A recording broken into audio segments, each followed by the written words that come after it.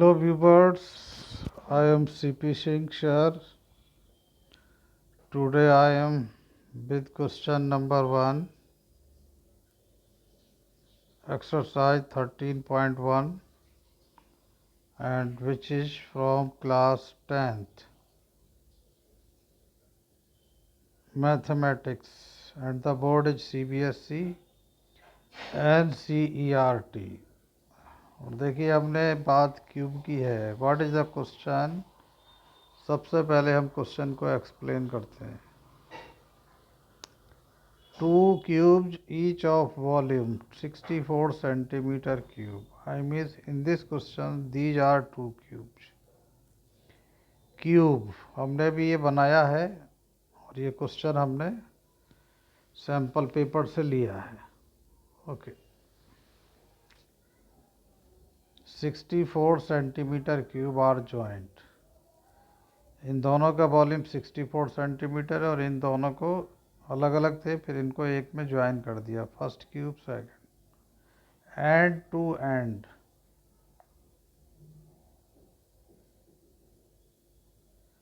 And to end means होता है कि एक क्यूब फिर उसके बाद दूसरा क्यूब, इस तरह से हमने ज्वाइन कर दिया. Find the surface area of the resulting cuboid. तो जब इन दो क्यूब को आपस में ज्वाइन करेंगे तो हमें मिलेगा क्यूबॉइड. हमने एक क्यूब की साइड को ए सपोज कर दिया है तो इसकी भी ए, तो इसकी ए प्लस ए, जो क्यूबॉइड बनेगा उसकी लेंथ हो जाएगी 2a. A plus A is equal to 2a. Okay. और इसकी जो हाइट होगी वो ए ही रहेगी.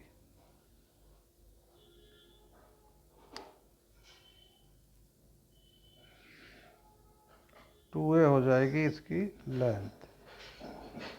L for length. और H फॉर हाइट कितनी हो जाएगी? वो A ही रहेगी. और B फॉर ब्रेथ, इसकी ये ब्रेथ हो जाएगी, ये B फॉर ब्रेथ, वो ब्रेथ A ही रहेगी.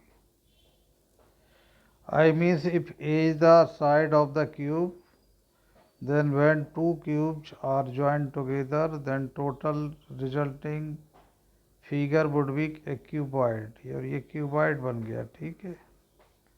This is cuboid. क्यूबॉइड. और क्यूबॉइड में जो डायमेंशंस होती हैं वो क्या होती हैं? एक लेंथ होती है, तो लेंथ हो जाएगी a प्लस ए 2a. एक ब्रेथ होती है, तो a है ये इसकी, तो ब्रेथ a ही रहेगी और हाइट भी a रहेगी. तो we have to find out the total surface area of this cuboid. तो इसके लिए देखिए क्या करते हैं. वॉल्यूम गिवन है 64, तो यहाँ सॉल्यूशन लिख देते हैं. सॉल्यूशन. सॉल्यूशन में होता है A cube. A means side है, साइड का cube is equal to volume.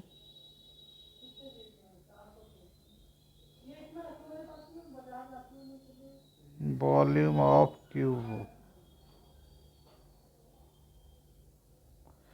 ये याद कर लेंगे जिन बच्चों को पता नहीं है. क्यूब के वॉल्यूम का formula side cube. Side cube means होता है साइड की, साइड से आपस में 3 बार मल्टीप्लाई. यहाँ पर small A has been taken side of the cube.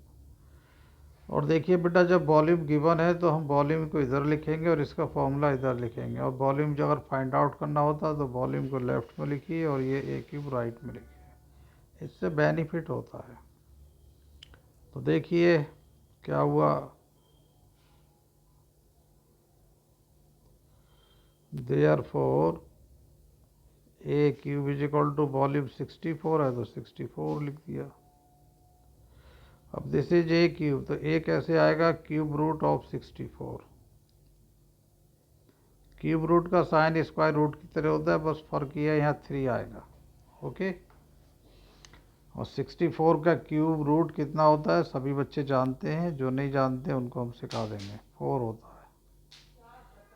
Therefore side of one cube comes 4.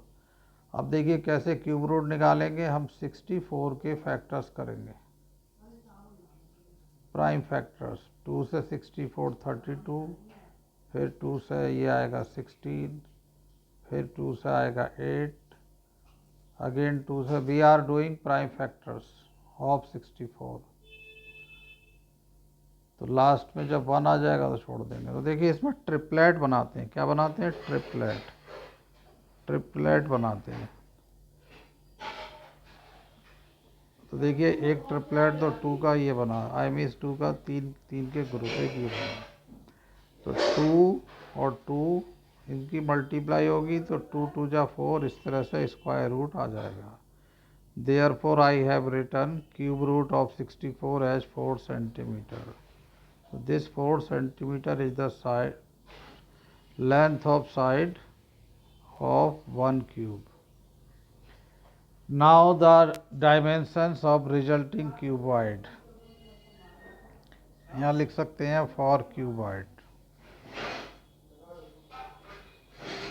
Cuboid.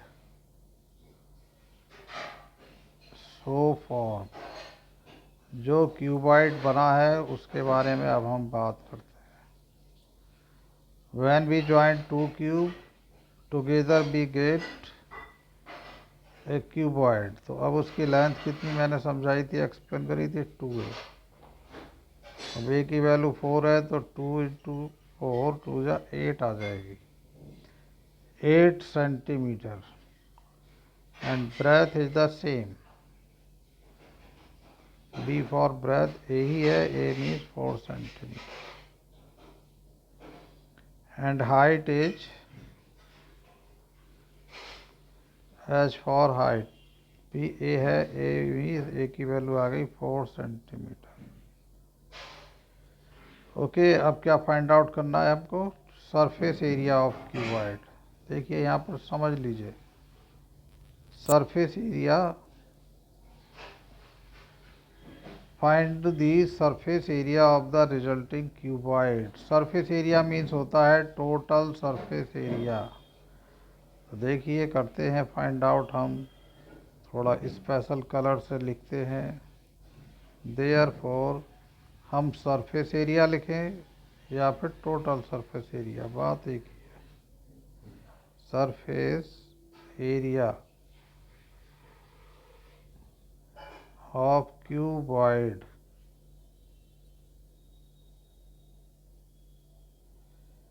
क्या फॉर्मूला होता है? आप लोगों को याद है और जिनको याद नहीं है उनके लिए हम लिख देते हैं। L into B plus B into H plus L into H.